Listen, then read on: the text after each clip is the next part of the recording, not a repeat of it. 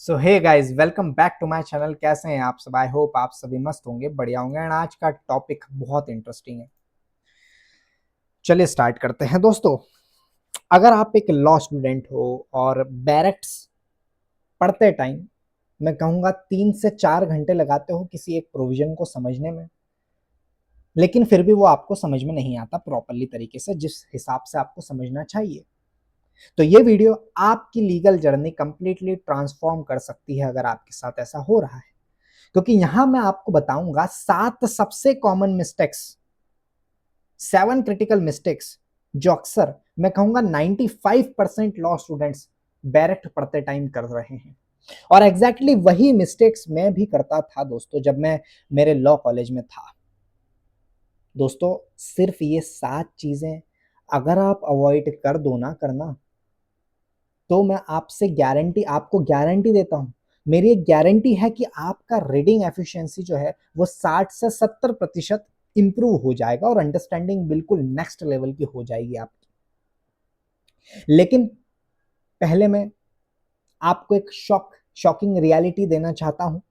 ठीक है, अभी कुछ लास्ट मंथ पहले ही जो मेरे जूनियर्स थे, ये कोई ऑफिशियल डाटा मैं नहीं दे रहा हूं, ये अपना खुद का मैंने सर्वे किया। फॉर एग्जांपल मेरी जो क्लास थी, मेरे जो जूनियर्स थे, उन तरह तरह के जूनियर्स से जाकर क्लास में मैंने पूछा, इसके रिगार्डिंग सवाल उठाया, और मैं ये देखकर शॉक हो गया। डाटा मैंने खुद से निकाला। ठीक है, ये ऊपर नीचे हो सकता है, बट आप एक वो निकाल सकते हो क्या, एक शॉर्ट आइडिया आपको बन सकता है। वो आइडिया ये कि भैया 89% स्टूडेंट्स ऐसे मुझे दिखे जिनको डायरेक्ट पढ़ते टाइम सबसे पहले चैप्टर में ही वो स्टक हो जाते हैं। they get overwhelmed in the first chapter of barracks and 76% students ऐसे मेरे को देखने को मिले जो कि लीगल लैंग्वेज देखकर डर जाते हैं। 94%, चल जा माउस, 94% स्टूडेंट्स ऐसे देखने को मिले मुझे जो कि सेक्शंस को आइसोलेशन में पढ़ते हैं without understanding the bigger picture. They study the sections without understanding the connection, isolated reading करते हैं वो। इसका सबसे ज्यादा रेशियो है 94%, मैंने इसलिए इसको दिया। और सबसे बड़ी बात दोस्तों, 82% लोग, कितने, 82% स्टूडेंट्स जो है वो अमेंडमेंट्स और recent judicial interpretation completely ignore कर रहे हैं, कर देते हैं।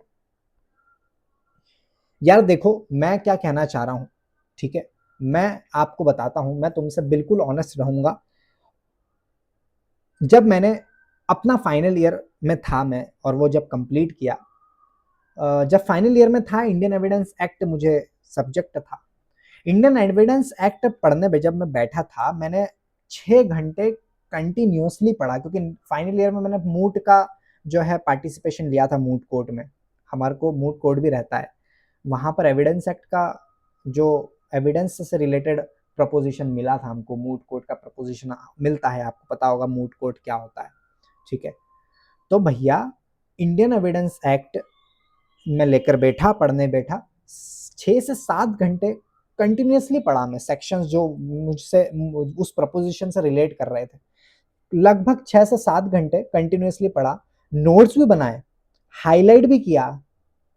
नेक्स्ट डे जब मूट कोर्ट में सीनियर ने मुझे पूछा, जो सामने वो सीनियर ही थे हमें, हमारे जो जज बने थे, उन्होंने मुझसे पूछा कि सेक्शन 24 और 25 में क्या प्रैक्टिकल डिफरेंस है बताओ।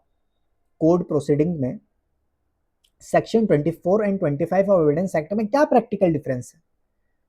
अब भैया मैं कंप्लीटली, मतलब मैं कहूंगा कंप्लीटली ब्लैंक हो गया उस समय। तो 6 घंटे मैंने इतना पढ़ा था, लेकिन प्रैक्टिकल एप्लीकेशंस बिल्कुल समझ नहीं आई थी मुझे। उस लेवल पे तो मैंने समझा ही नहीं था, थियोरेटिकल समझा बस। उस दिन मुझे रियलाइज हुआ यार कि पढ़ना और समझना बिल्कुल अलग चीज है। और मैं जानता हूं कि एग्जैक्टली यही प्रॉब्लम तुम्हारे साथ भी हो रही है। राइट, हो रही है कि नहीं, कमेंट में बताओ। तो इस वीडियो में तुम्हें वही एग्जैक्ट मैं मेथोडोलॉजी बताऊंगा। मैं कहूंगा ऐसा कि मैं इस वीडियो में तुम्हें मेथोडोलॉजी बताऊंगा जो मैंने डेवलप करी है, लास्ट मेरे स्कूल कॉलेज के 5 सालों में, ठीक है।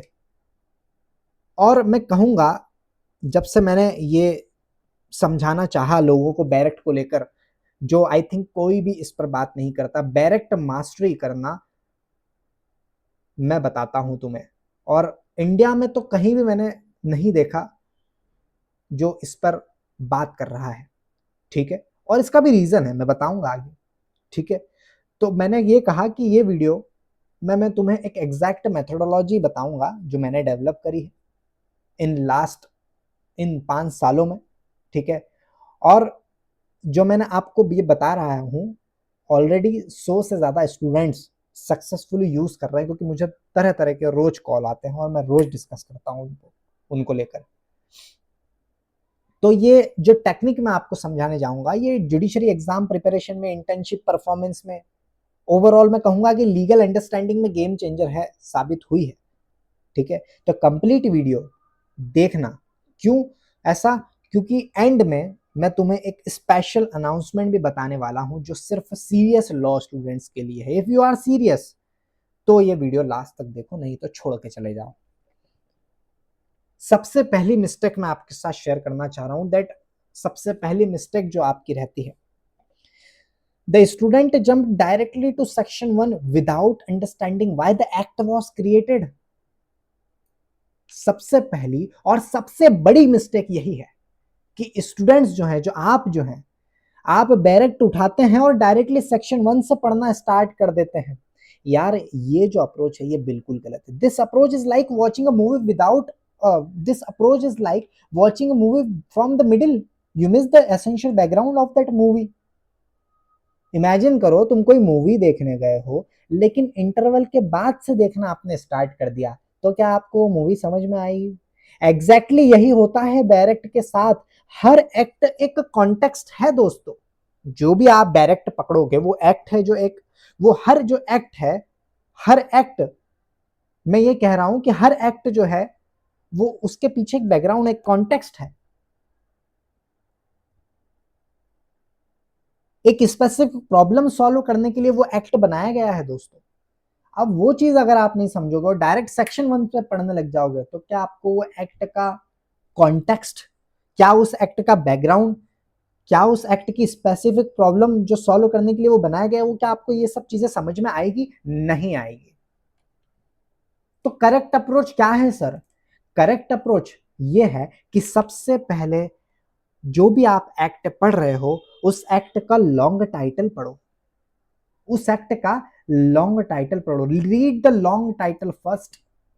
उसके बाद स्टडी द प्रियम्बल केयरफुली। फिर प्रियम्बल देखो। क्यों देखो प्रियम्बल? देखो क्यों देखो कि भाई ये एक्ट क्यों बनाया गया, इससे आपको ये समझ में आएगा। उसके बाद क्या पर्पस है आपको ये समझ में आएगा। तो लॉन्ग टाइटल पहले देखो, उसके बाद हमको प्रियम्बल केयरफुली पढ़ना है, जिससे हमको एक्ट क्यों बनाया गया, क्या पर्पस है, वो समझ में आएगा इस प्रियम्बल से। उसके बाद बेटा statement of objects and reason check करो उस डायरेक्ट में, अगर अवेलेबल हो तो। किसी में नहीं भी रहते हैं, किसी में रहते हैं, तो अगर है तो उसको चेक करो। फॉर एग्जाम्पल, फॉर एग्जाम्पल जब तुम डायरेक्ट इंडियन कॉन्ट्रैक्ट एक्ट की पढ़ रहे हो, ठीक है, जब तुम इंडियन कॉन्ट्रैक्ट एक्ट पढ़ते हो, पहले समझो कि 1872 में ब्रिटिश इंडिया में कॉन्ट्रैक्ट डिस्प्यूट्स क्यों बढ़ रहे थे। पहले इसको जानने की कोशिश करो, क्यों बन रहे थे ब्रिटिश इंडिया में कॉन्ट्रैक्ट डिस्प्यूट्स, क्यों बढ़ रहे थे, पहले ये जानने की कोशिश करो। इसलिए ये कॉम्प्रहेंसिव एक्ट बनाया गया, तो आपको समझ में आएगा जैसे ही वो आप समझ जाओगे। तो ये जो कंटेक्स्ट है, ये जो कॉन्टेक्स्ट है, समझने के बाद जब तुम सेक्शन 10 पढ़ोगे ना, तब आपको सेक्शन 10 पढ़ के कंसिडरेशन के बारे में समझ में आएगा। बिल्कुल डिफरेंट लेवल की अंडरस्टैंडिंग होगी आपकी। अगर मैं इंडियन कॉन्ट्रैक्ट एक्ट की बात करूं, ऐसे ही दूसरे एक्ट अगर पढ़ोगे तो जानो उसके पीछे की बैकग्राउंड। मैं तुम्हें एक प्रैक्टिकल टिप देता हूं, प्रैक्टिकल टिप ये देता हूं, ठीक है। मैंने आपसे एग्जाम्पल देके ये बोला, मैं आपको एक spend 10 minutes researching historical background. इसका मतलब क्या है, यही मेरी प्रैक्टिकल टिप है जो मैं आपको यहाँ पर शेयर कर रहा हूँ। कोई भी दोस्तों नया एक्ट स्टार्ट करने से पहले ध्यान से सुनिएगा, 10 मिनट स्पेंड करो गूगल पे रिसर्च करने में। सिर्फ गूगल पे रिसर्च करने की कह रहा हूँ, कोई हार्ड रिसर्च करने की नहीं कह रहा हूँ। कोई सा भी एक्ट स्टार्ट करने से पहले 10 मिनट दे दो और गूगल पर सर्च करो। क्या सर्च करो? जो एक्ट आपने उठाया उससे रिलेटेड ये सर्च करना है that why was, like Indian contract act की अगर मैं एग्जांपल को लेकर बात करूं, that why was Indian contract act made. ये गूगल पर सर्च कर लो, जो भी जानकारी आई उसको समझ लो। दूसरा ये सर्च करो historical background of Indian contract act, उसका आपको पूरा आ जाएगा। तीसरा आपको ये सर्च करना है social problems addressed by Indian contract act. तीसरी चीज आपसे मैंने सर्च करवाई तो आपको जितने भी सोशल प्रॉब्लम्स जो एड्रेस्ड हुए हैं इस कॉन्ट्रैक्ट एक्ट में वो आ जाएंगे। तो ये सिर्फ 3 चीज मैं आपको सर्च करने की कहूंगा, ये 10 मिनट लगेंगे आपको जानने में, ओनली 10 मिनट्स। ये 10 मिनट, कहने को तो 10 मिनट है बट दिस 10 मिनट्स तुम्हारे नेक्स्ट 10 आवर्स सेव कर देंगे, ट्रस्ट मी। तो हमेशा डायरेक्ट कोई से भी सब्जेक्ट का उठाओ, उठाने से पहले ये 3 चीज 10 मिनट गूगल सर्च करो। बस क्या करो वो मैंने आपको बताया, इसलिए मैंने कहा सॉल्यूशन क्या है। मिस्टेक 1 तो बता दी, इसका सॉल्यूशन ये है read the long title first, study the preamble carefully, review statement of objects and reasons अगर वहां पर है, and spend 10 minutes researching historical background. कुल मिला के बात ये है। Example, before studying the Indian contract understand why contract disputes were increasing in British India and how this act provided comprehensive solution. Believe me, ये समझकर अगर आप डायरेक्ट उठाओगे फिर पढ़ोगे सेक्शन 1 से, आपको डायरेक्ट समझ में आने लगेगी। दूसरी mistake, ignoring the definition section. दोस्तों डेफिनेशन का जो सेक्शन होता है डायरेक्ट में, उसको आप इग्नोर कर देते हो।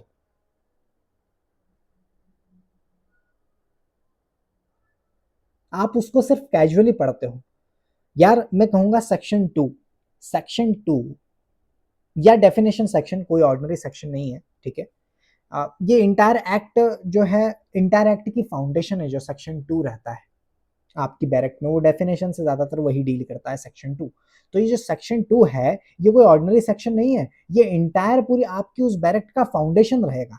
हर लीगल टर्म्स का यहाँ आपको एग्जैक्ट मीनिंग यहाँ डिफाइन किया गया है, और अगर आपने ये नहीं समझा तो आगे का सारा रीडिंग मीनिंगलेस हो जाएगा आपके लिए। मैं तुम्हें एक रियल एग्जांपल देता हूं, एविडेंस एक्ट का एग्जांपल देता हूं। सेक्शन 3 एविडेंस एक्ट में एविडेंस की डेफिनेशन है दोस्तों, जिसमें यह है कि evidence means and includes oral evidence and documentary evidence, ऐसा लिखा है। अब इसको पढ़ने से आपको लगेगा सिंपल कि हाँ यार, एविडेंस एक्ट की डेफिनेशन में evidence means and includes oral evidence and documentary evidence, लगता है सिंपल है, राइट। लेकिन अगर तुम आगे सेक्शन 60 पढ़ोगे एविडेंस का, ओरल एविडेंस के बारे में देखोगे विदाउट अंडरस्टैंडिंग कि एग्जैक्टली क्या कॉन्स्टिट्यूट करता है ओरल एविडेंस, तो कंफ्यूजन होगी आपको। तो क्या होगी? कंफ्यूजन होगी। सिमिलरली मैं कहूं, सिमिलरली, सिमी को लड़ाएं, similarly evidence, fact, relevant and proved, इनके अलग अलग टेक्निकल मीनिंग्स है, different from common English usage, ठीक है। ये सब टर्म्स टेक्निकल डेफिनेशन है जो कॉमन इंग्लिश मीनिंग से डिफरेंट है। तो प्रैक्टिकल टिप ये है कि डेफिनेशन सेक्शन जो है उसको पढ़ते टाइम हर टर्म का सेपरेट नोट बनाओ दोस्तों। हर टर्म जो डेफिनेशन में दे रखा उन हर टर्म का सेपरेट नोट बनाओ, और जब भी वो टर्म आगे आए, जब आप डायरेक्ट को आगे पढ़ोगे, तो आप डेफिनेशन वाले मीनिंग को अप्लाई करो। फॉर एग्जाम्पल कॉन्ट्रैक्ट एक्ट का एग्जाम्पल लेता हूं, कंसिडरेशन की डेफिनेशन सेक्शन 2D में दे रखी है, that when at the desire of promisor the promisee has done or abstained from doing something, ठीक है। तो ये जो डेफिनेशन है ना, ये डेफिनेशन आपको क्लियरली समझने के बाद ही सेक्शन 10 और सेक्शन 25 जो है अपने कॉन्ट्रैक्ट एक्ट का, वो प्रॉपरली समझ आएगा दोस्तों। खोल लेना उसको, जो मैंने आपको सेक्शन अभी साइड किया, समझो उसको बात को। तो आपको डेफिनेशन सेक्शंस, तुम्हारा मैं कह रहा हूं कि वो लीगल डिक्शनरी है तुम्हारी फॉर दैट पर्टिकुलर एक्ट इसलिए इसे इग्नोर मत करो। तो दूसरी मिस्टेक क्या कही, इग्नोरिंग डेफिनेशन। डेफिनेशन आपकी लीगल डिक्शनरी है, मैंने जैसे कहा, इसलिए create definition notes, separate notes बनाओ, ठीक है। और प्रैक्टिकल एप्लीकेशन भी समझाई कॉन्ट्रैक्ट एक्ट को लेकर। आई होप आपको समझ में आया होगा दूसरी मिस्टेक आप क्या कर रहे हो, उसको सुधारना कैसे है। तीसरी मिस्टेक बेटा, रीडिंग सेक्शन इन आइसोलेशन, सबसे बड़ी प्रॉब्लम थी, मैंने बोला आपको पहले भी। तीसरी कॉमन मिस्टेक यह है कि स्टूडेंट्स हर सेक्शन को इंडिपेंडेंटली पढ़ते हैं without connecting it to other section. करते हो कि नहीं, चलो बताओ यार। बैरेक्ट्स रैंडम सेक्शन का कलेक्शन नहीं है, ये एक सिस्टमेटिक इंटरकनेक्टेड स्ट्रक्चर है। पूरी बैरेक्ट, हर सेक्शन दूसरा सेक्शन के साथ लॉजिकली कनेक्टेड है, और ये सेक्शन और ये जो कनेक्शन है ये समझना बहुत इंपॉर्टेंट है प्रॉपर अंडरस्टैंडिंग के लिए। Perfect example Indian penal code का लूंगा मैं, इंडियन पिनल कोड का परफेक्ट एग्जांपल लूंगा। सेक्शन 300 पढ़ते हो जब आप आईपीसी का, मर्डर के बारे में, लेकिन section 299 culpable homicide not amounting to murder, ये आप नहीं पढ़ते हो जो 299 में दे रखा है। दोनों सेक्शंस साथ में पढ़ने से ही क्लियर होता है कि कब कल्पेबल होमिसाइड मर्डर बन जाता है और कब नहीं बनेगा। अरे साथ में पढ़ने से ही होगा ना। सिमिलरली 300 के सेक्शन, जो सेक्शन 300 है, सेक्शन 300 के साथ एक्सेप्शन 1 से लेकर 5 पढ़ना आपका बहुत जरूरी है। क्यों जरूरी है? क्योंकि वो डिफाइन करते हैं कि कब मर्डर कल्पेबल होमिसाइड हो जाएगा। इंपॉर्टेंट बात बता रहा हूं कि नहीं? तो मैं तुम्हें क्या कह रहा हूं, क्रॉस रेफरेंस टेक्निक सिखाता हूं।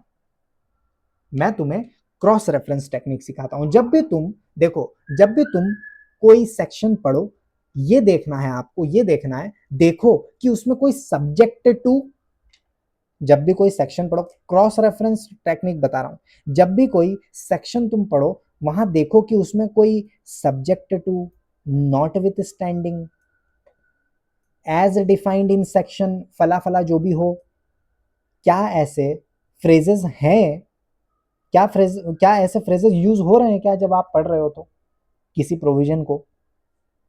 अगर ऐसे प्रोविजन दिखते हैं तो उसको डायरेक्टली आइडेंटिफाई करो।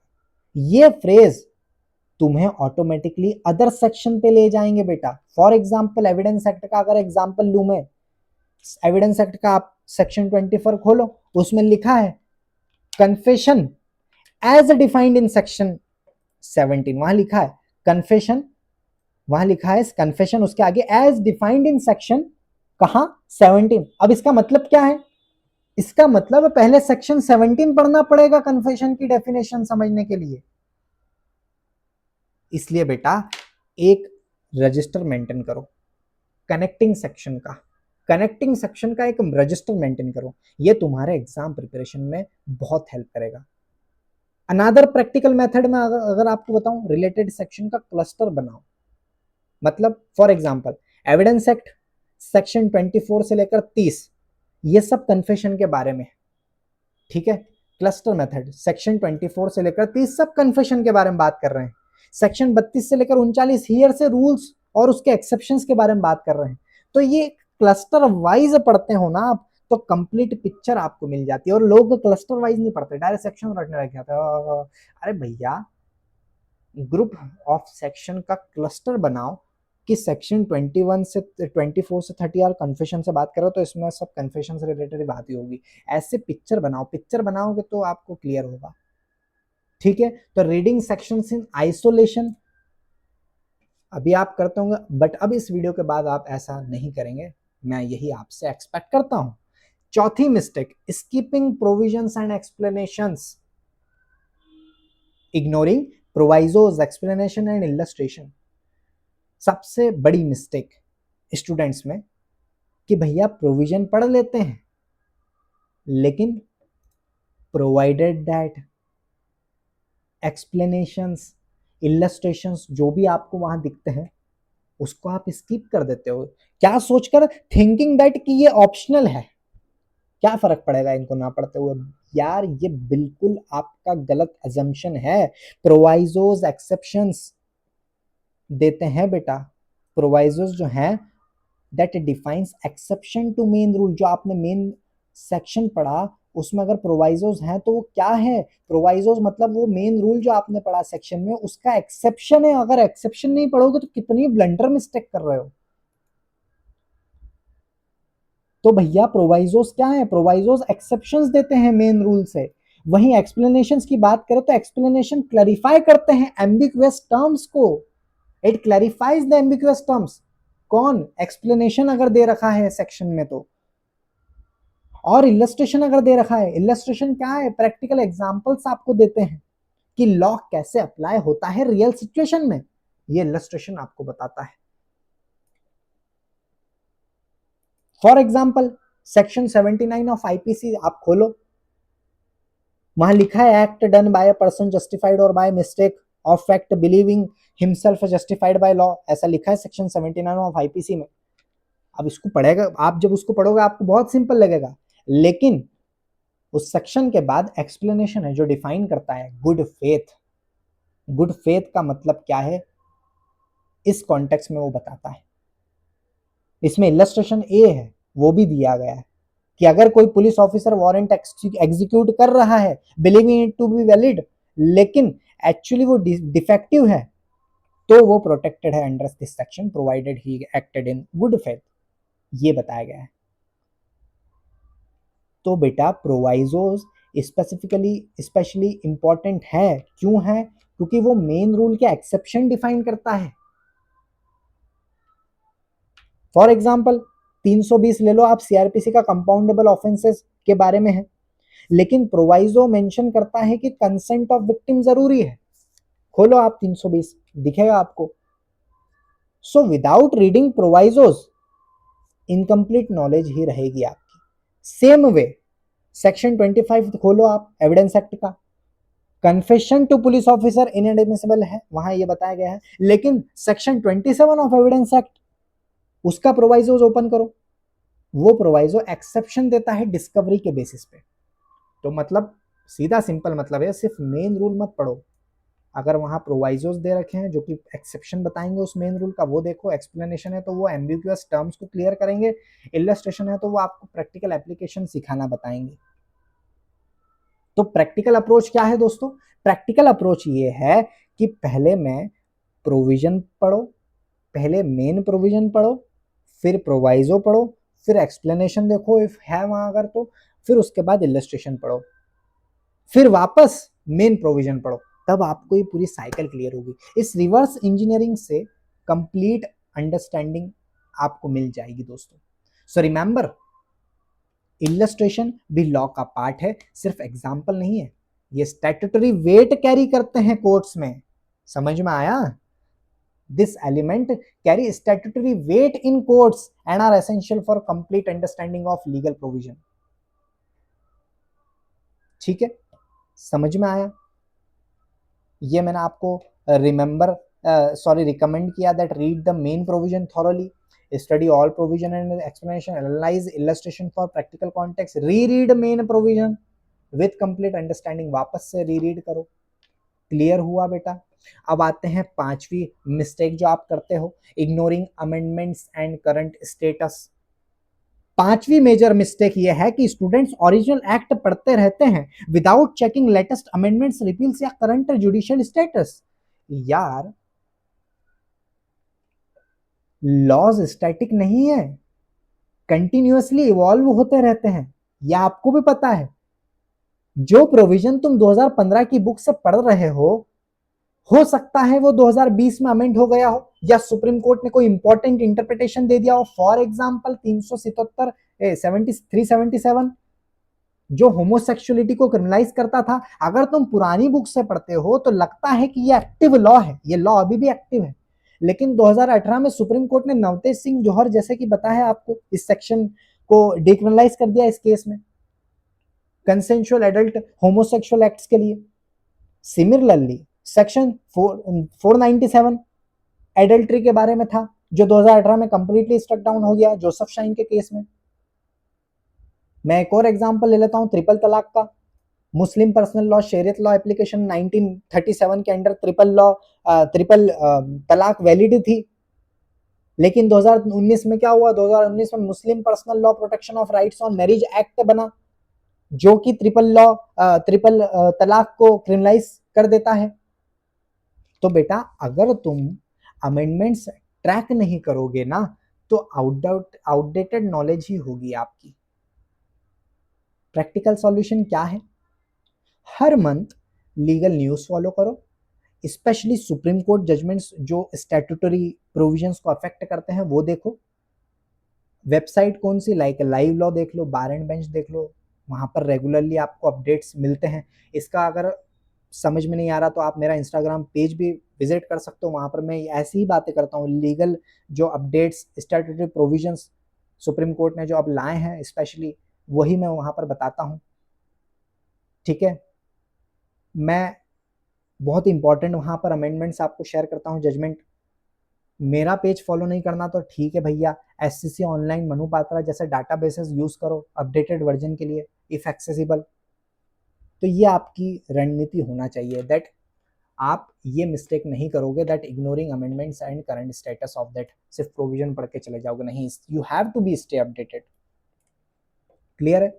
छठी मिस्टेक बेटा जो आप करते हो, that poor note making and no revision. छठी मिस्टेक ये है कि स्टूडेंट सिर्फ पढ़ते जाते हैं, आप सिर्फ पढ़ते जाते हो, लेकिन इफेक्टिव नोट्स नहीं बनाते हो और रेगुलर रिवीजन भी नहीं करते हो। रिवीजन सिस्टम आप में है ही नहीं यार। लॉ में बेटा इंफॉर्मेशन का वॉल्यूम इतना ज्यादा है ना, दैट विदाउट प्रॉपर नोट्स और रिवीजन सब कुछ भूल जाओगे। मैं देखा कि स्टूडेंट्स बहुत महीनों तक स्पेंड करते हैं किसी एक्ट को पढ़ने में, लेकिन एग्जाम टाइम पे लगता है कि कुछ याद नहीं। और मैंने देखा नहीं, मैं खुद अपने आप को एग्जाम्पल लेके रख रहा हूँ, हुआ है मेरे साथ ऐसा।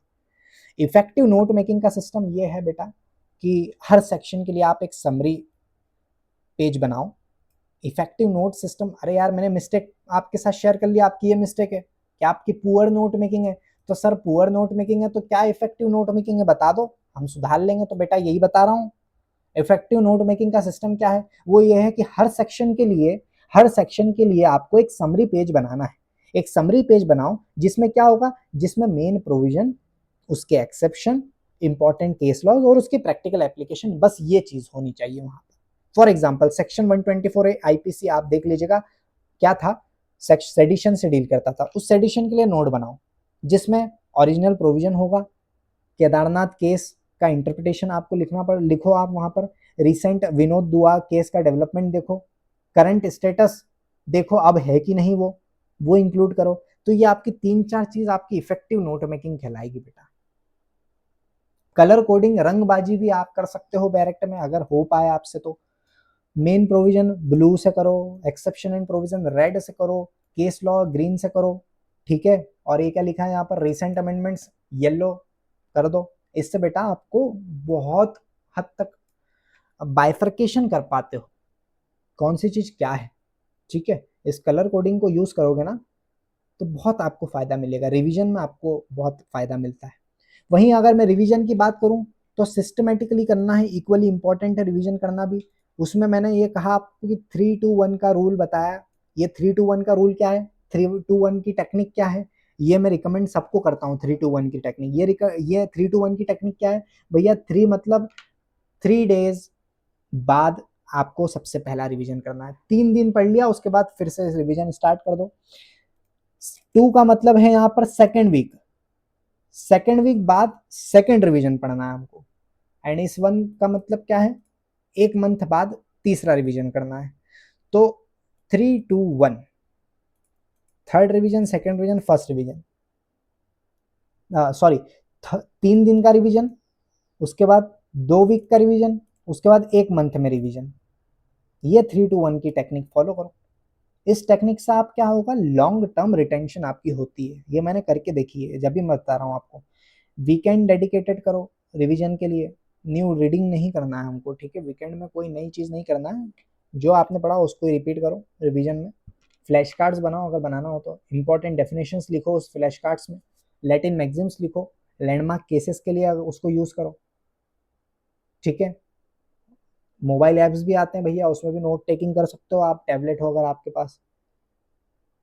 ग्रुप स्टडी सेशंस ऑर्गेनाइज करो, अब आप हंसोगे मेरी बात पे कि यार ग्रुप डिस्कशन थोड़ी हो पाता है, होगा।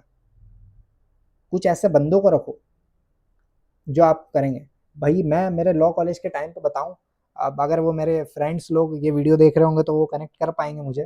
3 से 4 से 5 जने हम ऐसे थे जब हमको बहुत नया नया कीड़ा था पढ़ने का, बिल्कुल हाँ। इंडियन कॉन्ट्रैक्ट एक्ट की डायरेक्ट हमने एक एक लाइन पढ़ी थी।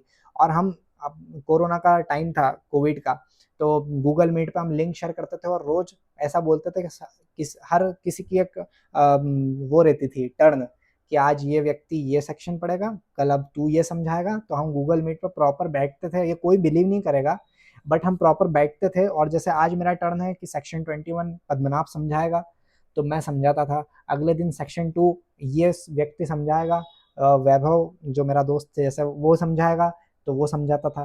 तो ऐसे हम एक एक करके सेक्शन हमने पूरा कॉन्ट्रैक्ट एक्ट पढ़ा। बिलीव मी, जब ऐसा होता है ना डिस्कशन, तो बहुत इफेक्टिव वे में आप समझ पाते हो और रिवीजन भी आपका होता है। क्लियर है? तो सक्सेसफुल होने के लिए आपको रिटेंशन करना ज़रूरी है। ठीक है, अंडरस्टैंडिंग इंपॉर्टेंट है और रिटेंशन भी बहुत ज़रूरी है, इक्वली इंपॉर्टेंट है, काफ़ी क्रूशियल है एक सक्सेसफुल करियर के लिए। क्लियर है? मिस्टेक 7 जो आप करते हो, that not connecting theory with practical application. Theory without practical application सबसे बड़ी मिस्टेक आपकी। 7वीं और सबसे लास्ट मेजर मिस्टेक मैं यही कहूंगा कि स्टूडेंट्स बैरक्स को प्योरली एकेडमिक एक्सरसाइज समझकर पढ़ते हैं विदाउट अंडरस्टैंडिंग कि रियल लीगल प्रैक्टिस में ये कैसे यूज होता है। यार मैं कहूंगा, बार एग्जाम क्लियर करने के बाद तुम कोर्ट में जाओगे, क्लाइंट्स को एडवाइस दोगे, कॉन्ट्रैक्ट ड्राफ्ट करोगे, तब ये थियोरिटिकल नॉलेज प्रैक्टिकल एप्लीकेशन में कन्वर्ट करनी पड़ेगी। मैं तुम्हें एग्जांपल देता हूँ, कॉन्ट्रैक्ट एक्ट सेक्शन 10 पढ़ते हो, all agreements are contract if they are made by free consent of parties competent to contract for a lawful consideration and with lawful object, ये लिखा है वहां पर, देख लेना। तो ये थियोरिटिकल नॉलेज है, लेकिन प्रैक्टिकल एप्लीकेशन इसकी क्या है कि जब क्लाइंट तुम्हारे पास कॉन्ट्रैक्ट डिस्प्यूट के लिए लेके आएगा, अगर कॉन्ट्रैक्ट डिस्प्यूट है, तुम्हें चेक करना होगा। क्या चेक करना होगा? कि क्या कॉन्सिडरेशन एडुकेट थी, क्या पार्टीज कॉम्पिटेंट थी, क्या कॉर्शन या अनड्यू इन्फ्लुएंस तो नहीं था। ये प्रैक्टिकल एनालिसिस थ्योरी से बहुत अलग है। और मैं तो कहता हूँ, मुझसे पूछते हैं कि इंटर्नशिप करने का सही टाइमिंग क्या है, फर्स्ट ईयर से ही जाओ, चाहे आप थर्ड में हो या 5वें साल वाले कोर्स में हो, फर्स्ट ईयर से जाओ। लोग बोलेंगे थर्ड ईयर सेकेंड ईयर से जाओ, नहीं, फर्स्ट ईयर से जाओ। भाई हम भुगत रहे हैं, ठीक है, हमको पता है, कुछ मैटर नहीं करता। फर्स्ट ईयर से जाओ, चीजें सीखने लग जाओ, स्किल मैटर करती है। तो सॉल्यूशन यही बताएं, इंटर्नशिप करो, इंटर्नशिप में केसेस देखो, उन्हें रिलेट करो डायरेक्ट प्रोविजन के साथ, कोर्ट ऑब्जर्वेशन अटेंड करो, देखो कि एडवोकेट्स कैसे स्टैट्यूटरी प्रोविजंस को आर्ग्यू करते हैं। ठीक है, लीगल एड क्लिनिक्स में वॉलंटियरिंग करो, जहां पर रियल क्लाइंट्स के प्रॉब्लम सॉल्व करने पड़ते हैं। यूट्यूब पे बहुत सारे सीनियर एडवोकेट्स हैं, उनके आर्ग्यूमेंट्स वीडियोस देखो, मेजर केसेस के, कोर्ट की हियरिंग्स देखो। ठीक है, और डायरेक्ट के प्रोविजंस आप यूज करो, समझ में आएगा सारी चीज। प्रैक्टिकल एक्सपोजर थ्योरी को मीनिंगलेस बनाता है दोस्तों, ये हमेशा ध्यान रखना। तो ये बता दिया internship experience, legal aid and court observation कितनी इंपॉर्टेंट है। और मैं कहता हूं कि पहले ही साल से जाओ भैया। ठीक है, अब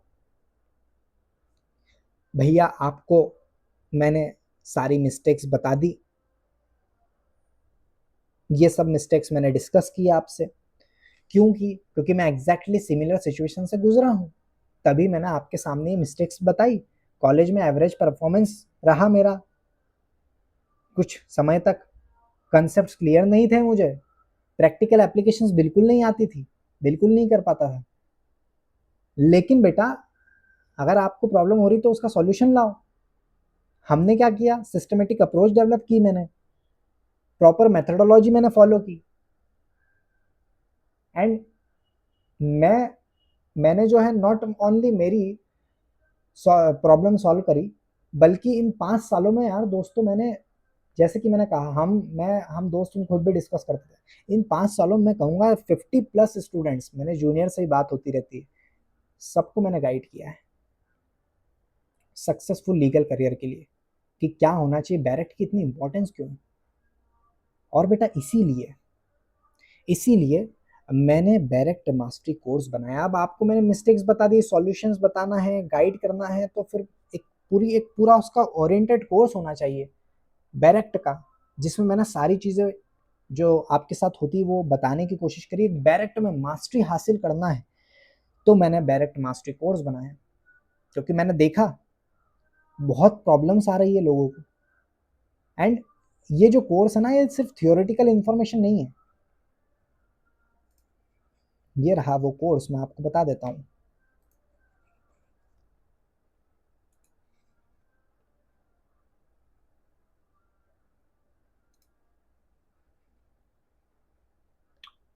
डायरेक्ट मास्टरी कोर्स, यहाँ पर मैंने क्या क्या डिस्कस किया आपके साथ बैरेट को लेकर। पहले इंट्रोडक्शन सिखाया, पूरा बैरेट का फाउंडेशन बिल्ड किया। बैरेक्ट बनती कैसे, लेजिस्लेटिव प्रोसेस क्या है पूरी वो समझाया। Delegated legislation, rules, regulation, notification, ordinance, amendment act, repeals, saving clause क्या होते हैं, गैजेट नोटिफिकेशन क्या होता है, ये समझाया। उसके बाद फिर सीधे मैं एनाटॉमी पे आया हूँ, बैरेक्ट की लेआउट क्या है पूरा ब्रेकडाउन किया। लॉन्ग टाइटल, शॉर्ट टाइटल, अभी बोला ना मैंने, प्रीएम्बल, चैप्टर, सेक्शंस कैसे पढ़ना है, मार्जिनल नोट्स क्या होते हैं, फुट नोट्स क्या होता है, amendments, state variation, provisos, provisos, provisions, explanation, illustration पूरी तरीके से एक्सप्लेन किया है कैसे पढ़ना है। अब बता तो दिए तुमको मैंने, मिस्टेक सॉल्यूशन बता रहा हूँ, सॉल्यूशन भी बताया, बट पूरा एक अब मैंने बता तो दिया, बट आपको पूरा रोड मैप अगर चाहिए तो मैंने ये कोर्स बनाया, डायरेक्ट मास्टरी कोर्स।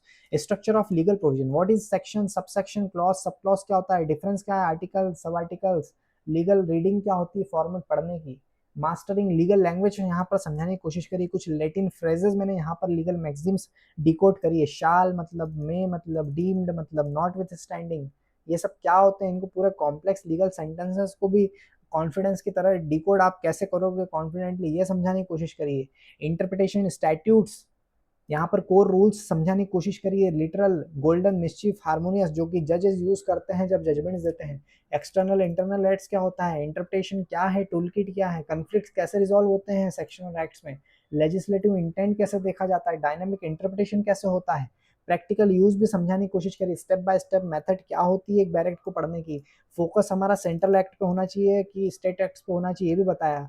इंडेक्स कैसे पढ़ेंगे, शेड्यूल्स कैसे पढ़ेंगे, फुटनोट्स कैसे इस पर मास्टरी हासिल करना है, रिपील्स, अमेंडमेंट, सब्सटीट्यूशंस कैसे देखेंगे, ये सारी चीज बताइए। और साथ में मैंने स्ट्रेटेजीज कुछ मेजर लॉस को लेकर बताई है, अगर डायरेक्ट आप पढ़ने जाओ तो उनकी क्या अप्रोच होनी चाहिए डायरेक्ट की। जुडिशरी लेवल पर भी मैंने आपको समझाने की कोशिश करी है। लीगल प्रैक्टिस में आपको क्या फायदा होगा, how lawyers actually use directs in court rooms, ये भी समझाने की कोशिश करी है। क्लियर है। और बोनस मटेरियल तो आपको यहाँ मिलेगा ही। तो इन शॉर्ट ये जो कोर्स है ना, बहुत कॉम्प्रहेंसिव मैंने बनाया। आई होप मुझे समझ में, आपको समझ में आ रहा होगा। ये जो चीज मैं आपके सामने लेकर आया हूं ना, ये कोई भी नहीं बताएगा आपको इतना डीप वे में। मैं तुमसे देखो फॉल्स प्रॉमिस नहीं करूंगा, ओवरनाइट एक्सपर्ट नहीं आप बन जाओगे, मैं ये भी कह रहा हूँ। बिना एफर्ट के देखो सक्सेस मिल ही नहीं पाएगी। ठीक है, लीगल एक्सपर्टीज अगर आपको हासिल करनी है तो लीगल एक्सपर्टीज में टाइम और कंसिस्टेंट रहना पड़ता है, प्रैक्टिस से वो डेवलप होती है। लेकिन फिर भी जो मैं गारंटी कर रहा हूं, कर सकता हूं आपके साथ, वो यही है कि अगर तुम सिस्टमेटिक अप्रोच फॉलो करोगे, जो मैंने इस पूरे कोर्स में बताई, प्रैक्टिकल टेक्निक्स इंप्लीमेंट करोगे, रेगुलर प्रैक्टिस करोगे, रेगुलर लेक्चर्स देखोगे, तो डेफिनेटली तुम्हारा डायरेक्ट रीडिंग एफिशिएंसी इंप्रूव होगी। डायरेक्ट रीडिंग की एफिशिएंसी इंप्रूव होगी, अंडरस्टैंडिंग डीपेन होगी, और कॉन्फिडेंट लेवल पर आप सिग्निफिकेंटली आपकी बहुत ही स्ट्रांग हो जाएगी। लीगल माइंड भी बहुत स्ट्रांग होगा। समझ में आया? अरे समझ में आया? तो अब भाई तुम्हारे ऊपर है, ये तुम्हारी चॉइस है। कोर्स का प्राइस मैं बता देता हूँ, कोर्स का प्राइस 2000 रुपये है। ठीक है, बट अब इस वीडियो से अगर आप जा रहे हो तो मैं उसकी 1000 प्राइस रख रहा हूं अभी, और रख रखी है मैंने। कोर्स की प्राइस 1000 रख रखी है, बता देता हूँ भैया।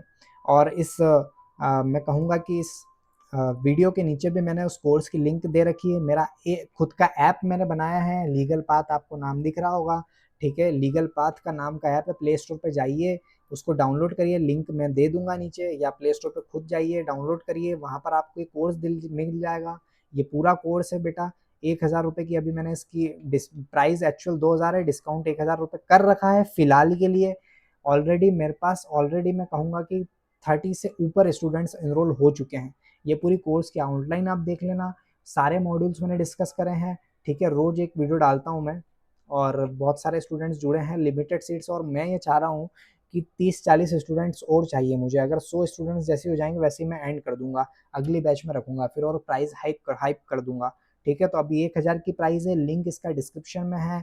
ये कोर्स मैंने तुमको बता दिया है, डायरेक्ट मास्टरी कोर्स है, बिलीव मी इतना डीप में कोई भी नहीं समझाएगा आपको। अगर समझना है तो इट्स अप टू यू, ठीक है। और ये इतना इंपॉर्टेंट मैं क्यों हूँ, मैं ये भी कहूँगा आपको। देखो यार, तुम्हारे पास क्लियर चॉइस है, तुम्हारी चॉइस है। करंट अप्रोच कंटिन्यू कर सकते हो, अगर जो अभी कर रहे हो, जो मिस्टेक कर रहे हो, तो भैया स्ट्रगल करते रहो, टाइम वेस्ट करते रहो इनएफिशिएंट मेथड्स में, ठीक है। कंफ्यूजन में रहो कंसेप्ट को लेकर, जो भी चीज़ें हैं, या फिर सिस्टमेटिक अप्रोच अडॉप्ट कर सकते हो, प्रूवन मेथोडोलॉजी फॉलो कर सकते हो, एफिशिएंट रीडिंग टेक्निक्स डेवलप कर सकते हो, जो तुम्हें थ्रू आउट करियर बेनिफिट करेंगे। अगर खुद से कर सकते हो तो वेल एंड गुड, कोई ज़रूरत नहीं मेरा कोर्स खरीदने के लिए। नहीं कर सकते तो मेरा कोर्स परचेस करो। और मैं कहूँगा, अगर तुम सीरियस हो लीगल कैरियर को बारे में, अगर जुडिशरी एग्जाम प्रिपेयर कर रहे हो, अगर इंटर्नशिप परफॉर्मेंस इंप्रूव करना चाह रहे हो, अगर ओवरऑल कॉन्फिडेंस लेवल बढ़ाना है लीगल सब्जेक्ट्स में, तो ये कोर्स डेफिनेटली वर्थ रहेगा तुम्हारे लिए, I guarantee you, promise you. लेकिन अगर कैजुअल स्टूडेंट हो, अगर तुम सिर्फ पास होना है सेमेस्टर एग्जाम्स में, सीरियस कमिटमेंट्स नहीं, कोई सीरियस कमिटमेंट नहीं है लाइफ को लेकर, तो भैया स्किप कर सकते हो, ठीक है। मे बी ये कोर्स तुम्हारे लिए सही नहीं है। डिसीजन लेने के लिए प्रैक्टिकल अप्रोच यूज़ करो, कैलकुलेट करो कितना टाइम करेंटली वेस्ट हो रहा है तुम्हारा इनएफिशिएंट रीडिंग में, कितने स्ट्रेस हुए हैं अगर तुम्हारे कंसेप्ट अनक्लियर होते हैं, कितना कॉन्फिडेंस लैक हो रहा है प्रैक्टिकल एप्लीकेशन में। देखो, इन्वेस्टमेंट जो है वो आपकी, मैं कहूँगा ये 1000 रुपये क्या है, 1000 रुपये आपका इन्वेस्टमेंट होगा आपके ऊपर। इन्वेस्टमेंट को लाइफ टाइम स्किल डेवलप समझो, नॉट जस्ट एग्जाम प्रिपरेशन। इसलिए कोर्स को ज्वाइन करो, एंड मेरी यही कामना है बेटा, wish you all the best. मैं एंड करता हूँ ये वीडियो मैसेज के साथ, वो ये है कि बेटा देखो, लीगल प्रोफेशन में मीडियोक्रिटी, मैं कहूँगा इसका स्कोप बहुत है। क्लाइंट्स तुमसे एक्सीलेंस एक्सपेक्ट करते हैं इस प्रोफेशन में, कोर्ट्स में प्रिसीजन चाहिए, कॉर्पोरेट वर्ल्ड की बात करें तो उसमें एक्यूरेसी डिमांड करता है। इसलिए डायरेक्ट मास्टरी बहुत ही बेसिक स्किल है जो हर सक्सेसफुल लॉयर में होती है। ये स्किल डेवलप करने में टाइम लगता है, एफर्ट लगता है, सिस्टमेटिक अप्रोच लगता है, लेकिन वंस डेवलप हो जाए तो लाइफ टाइम एसेट है आपके लिए। 1000 रुपये कुछ भी नहीं है बेटा इस सब के सामने। तो वीडियो हेल्पफुल लगा हो तो दोस्तों लाइक करो, प्रेस बटन करो भैया, लाइक करो, शेयर करो, कमेंट करके बताओ कौन सा मिस्टेक सबसे ज़्यादा रिलेटेबल लगा तुमको, बताओ। सब्सक्राइब करो चैनल को, मेरे ऐप को ज़रूर डाउनलोड कर लिएगा। भले ही आपको ये डायरेक्ट मास्टरी कोर्स नहीं लेना, आने वाले समय में कुछ दिनों में सब्जेक्टिव भी मैं वहाँ पढ़ाऊँगा, ठीक है। या और भी मैं स्किल बेस्ड कोर्सेज लाने चाह रहा हूँ आगे, तो हमसे ट्यून्ड रहो। उस ऐप को डाउनलोड कर लो, लिंक डिस्क्रिप्शन में है, और सीधे कोर्स के लिंक भी मैं दे रहा हूँ। अगर इस लिंक के थ्रू जाओगे तो ही 1000 रुपये लगेगा, नहीं तो वो 2000 रुपये में ही जाएगा। इसलिए डिस्काउंट ले लो 1000 रुपये का, इस वीडियो के थ्रू जा रहे हो तो। नेक्स्ट वीडियो में पढ़ते हैं हम, जो भी इंपॉर्टेंट लगता है मुझे मैं लेकर आऊँगा, या आप भी मुझे बता सकते हो भैया कि क्या टॉपिक लाएँ, उस पर मैं बताऊँगा। रिमेंबर, सक्सेस शॉर्टकट्स नहीं होती दोस्तों, लेकिन राइट मेथड डेफिनेटली होती है। सिस्टमेटिक रहो, कंसिस्टेंट रहो, पेशेंट रहो। लीगल एक्सपर्टीज डेवलप होने में टाइम लगता है दोस्तों, लेकिन कहूँगा कि वंस अचीव कर लोगे तो लाइफ कंप्लीटली ट्रांसफॉर्म हो जाएंगे। And all the best for your legal journey. और हमेशा याद रखिएगा कि कंटिन्यूस लर्निंग ही सक्सेसफुल लीगल करियर की है, कोई भी नहीं बोलेगा आप। जय हिंद, जय भारत, मिलते हैं नेक्स्ट वीडियो में।